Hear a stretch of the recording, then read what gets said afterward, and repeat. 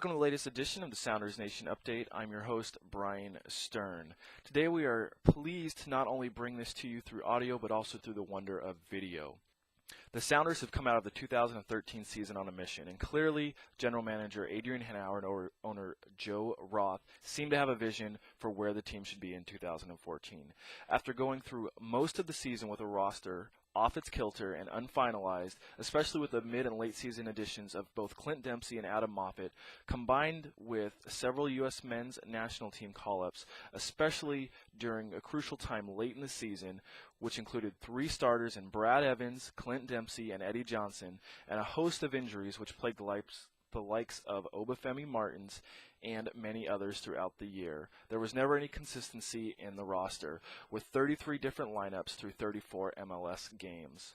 Last week, the team fired the first salvo of the 2014 season by announcing they will be keeping head coach Sigi Schmidt. He was already under contract through the 2014 season. I think this is a smart move by the ownership group. It maintains a winning consistency. While many fans will not be happy with the retention of the head coach, you have to ask yourself, who would they have replaced him with, and would there have been a step down in quality of play on the field? The list of candidates that meet the criteria are small, and one quote-unquote bad season where you still make the playoffs should not automatically trigger the firing of a head coach. Granted, the team did limp into the playoffs and underperformed in many people's eyes.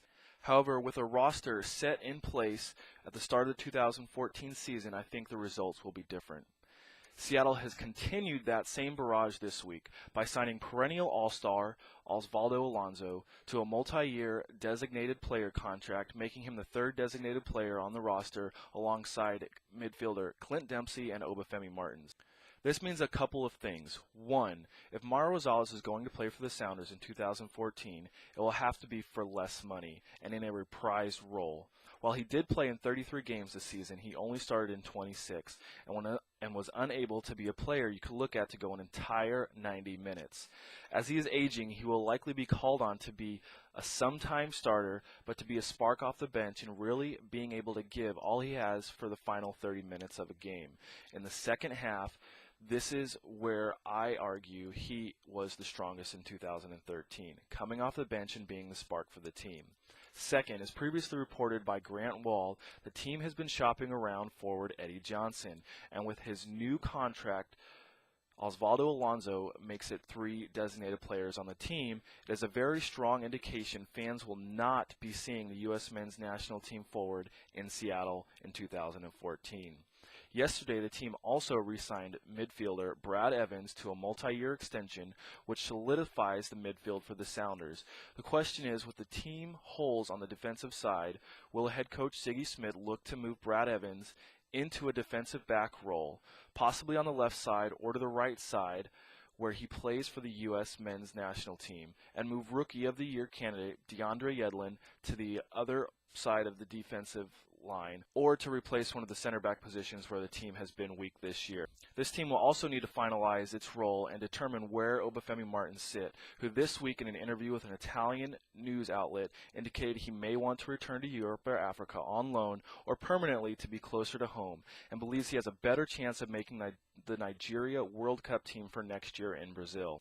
Seattle will have to look to woo Lamar Nagel back. He is a candidate for Comeback Player of the Year in MLS and was tied for second on the team with 8 goals.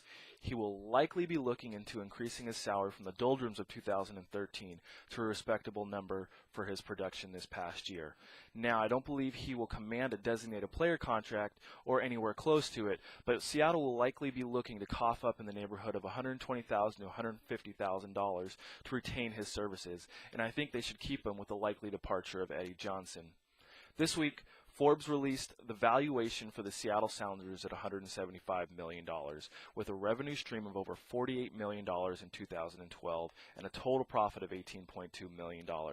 This is significantly higher than we previously estimated here at Sounder Nation, with an estimate of in 2013 of $25 million in revenue, with the last known figures available.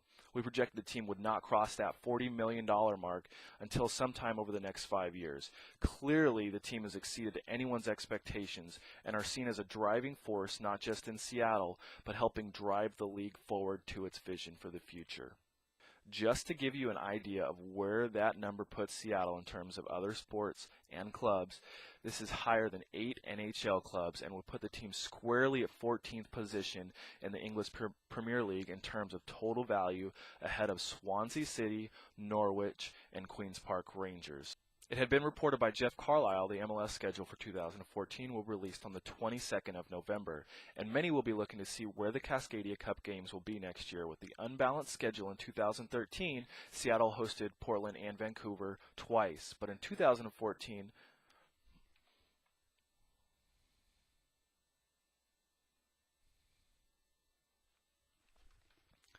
it had been reported by Jeff Carlisle the MLS schedule for 2014 will be released on the 22nd of November, and many will be looking to see where the Cascadia Cup games will be. With the unbalanced schedule in 2013, Seattle hosted both Portland and Vancouver twice, but in 2014, the team from the Emerald City will be making 2 ports of call to their northerly and southerly neighbors, with the Timbers and Whitecaps only visiting Seattle once, making them key home games. Also, as I mentioned earlier, if Eddie Johnson ends up with another MLS team, many will want to see him face off against his former club. And that's going to do it for this edition of Sounders Nation Update. As always, you can find us online at SounderNation.com and on Twitter at SounderNation. Thanks for joining me today. I'm your host, Brian Stern.